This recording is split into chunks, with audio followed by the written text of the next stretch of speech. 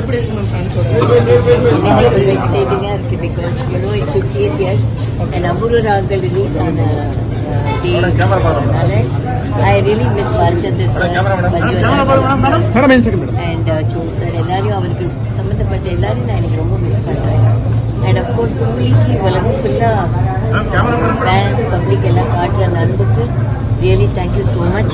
We are also as excited as you are and I hope it's a big blockbuster. Action மூவியா இந்த movie சாருக்கு different sir எல்லாம் படம் release ஆயிருக்கு. Fans எப்படி செலிப்ரேட் தெரியலப்பா, நான் பார்க்கறது so we just waiting for the people to come. சாரோட 50வது ஆண்டு சார் என்ன சொல்லியிருந்தாரு மேம் ரசிகர்களுக்காக? அவரும் ஈகரா வெயிட் பண்ணிட்டு இருக்காரு இல்லையா, இந்த பிக்சர் எப்படி ரொம்ப ஹார்டா எல்லாம் ஒர்க் பண்ணிருக்காங்க.